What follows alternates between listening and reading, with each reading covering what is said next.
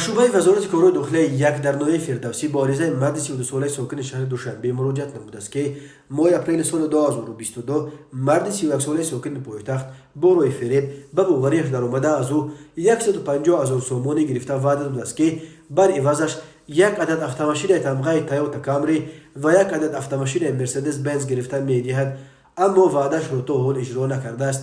از روی این حادثه تفتیشات ادامه دارد. هنگام گذرانیدن چاره‌بینی‌های اپراتیوی جستجویی از جانب کارمندان میلیسیا، مرد 28 ساله ساکن شهر دوشنبه همچون گمانبر در صادر نمودن جنایت دزدی دستگیر کرده شد.